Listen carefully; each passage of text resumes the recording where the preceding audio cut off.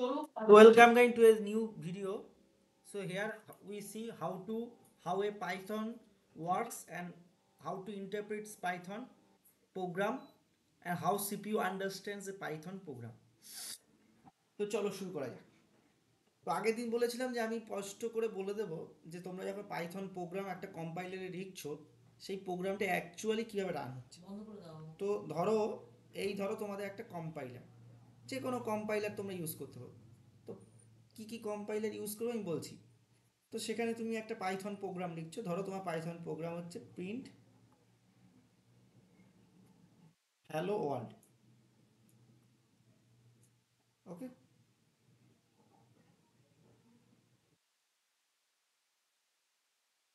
তো এই প্রোগ্রামটার আউটপুট তুমি কীভাবে পাবে, অ্যাকচুয়ালি বেসিক্যালি হচ্ছেটা কি, কীভাবে ওয়ার্ক করছে।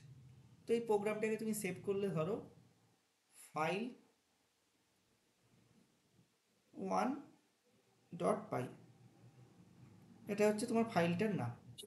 তো পাইথনের এক্সটেনশন হচ্ছে পাই, ঠিক আছে। এবার তুমি যখন এটাকে লিখে রান করছো তখন পাইথন ইন্টারপ্রিটেটর কি করছে, পাইথন ইন্টারপ্রিটেটর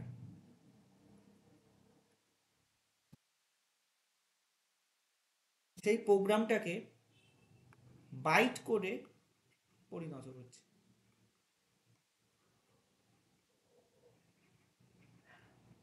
তার মানে এই ফাইল পাইটা কিরমভাবে পরিণত হচ্ছে, file dot P Y C. এবার একটা জিনিস দেখো, বাইট কোড। ওকে, এই বাইট কোড থেকে তার এই বাইট কোডকে মেশিন কোডে রূপান্তর করছে। ওকে, এই মেশিন কোডটি কিন্তু কম্পিউটার বোঝে, মানে সিপিইউ তুমি যে কি প্রোগ্রাম লিখেছো সেটা বুঝতে পারলো। এটা হচ্ছে সিপিইউ ধরো না, এটা ব্রেন ধরো, ঠিক আছে। তো এবার সে বুঝে গেল যে কি লিখেছো, এবার সে আউটপুট দেবে সেম পদ্ধতিতে। ফার্স্টে হচ্ছে মেশিন কোড, এসে আউটপুট দেবে, কেন সিপিইউ তো শুধু 0 1 ছাড়া কিছু বোঝে না, সে মেশিন কোডই অ্যান্সার দেবে এবং মেশিন কোডে অ্যান্সারটা পুনরায় বাইট কোডে কনভার্ট হবে। সেটা করবে হচ্ছে ডিঅ্যাসেম্বলার, করার পরে সেটা পুনরায় তোমার টার্মিনাল যেখানে আছে, তুমি দেখবে টার্মিনাল থাকবে প্রতিটা কম্পাইলার, সরি প্রতিটা ইন্টারপ্রিটেটারে। যে কোনো পাইথন ইন্টারপ্রিটেটার ডাউনলোড করো, সেই টার্মিনালে তোমার আউটপুটটা দেখা যাবে। এবার তুমি যদি কিছু এরর করে থাকো তোমার এররের ট্রেস ব্যাক দেবে। ট্রেস ব্যাক এই শব্দটা খুব ভালো করে জেনে রাখো। ট্রেস ব্যাক মানে এক্স্যাক্ট পাথ, কোন লাইনে ভুল হয়েছে, ঠিক আছে, সেইটা তোমাকে দেবে।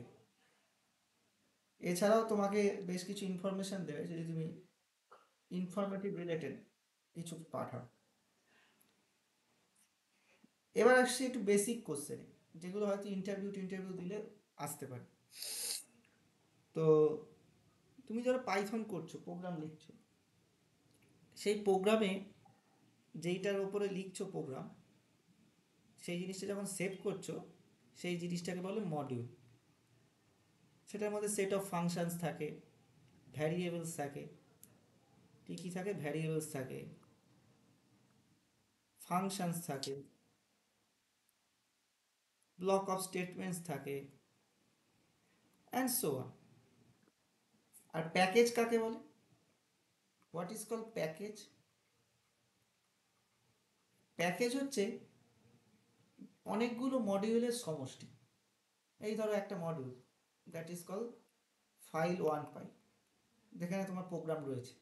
আরেকটা আমি মডিউল লিখলাম ফাইল 2.py, সেখানে ধরো আরেকটা প্রোগ্রাম রয়েছে। আরও একটা মডিউল লিখলাম আমি, ধরো কারো একজনের নাম নাম ধরো, তার নাম হচ্ছে রোহিত, তো রোহিত ডট পাই। কারোর যদি নাম রোহিত হয় সে কমেন্ট করবে, ঠিক আছে। তো এই তিনটে ধরো ফাইল আমি লিখলাম, এই তিনটে ফাইলকে নিয়ে আমি একটা প্যাকেজ বানাতে পারি। তো প্যাকেজে মাস্ট কি থাকবে, ইনিশিয়ালাইজেশন ফাইল। এর মধ্যে সমস্ত মডিউলস সাব মডিউলসের লিস্ট থাকে। তো প্যাকেজ কি? প্যাকেজ হচ্ছে কালেকশন অফ মডিউলস। আরেকটা জিনিস তোমরা মাঝে মাঝে এই টার্মটা শুনে থাকবে, সেটা হচ্ছে লাইব্রেরি।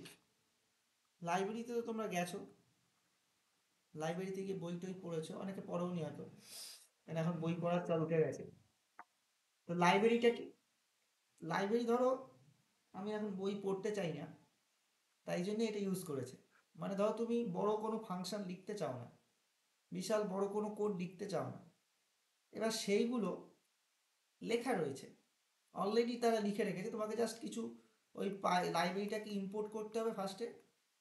ইম্পোর্ট করার পর তোমাকে লাইব্রেরির যে ফাংশনগুলো আছে সেই বা মেথডগুলো যেগুলো আছে লাইব্রেরিতে, মেথডটাকে ফাংশন না, সেই মেথডগুলো ইউজ করে তোমাকে কাজগুলো করতে হবে।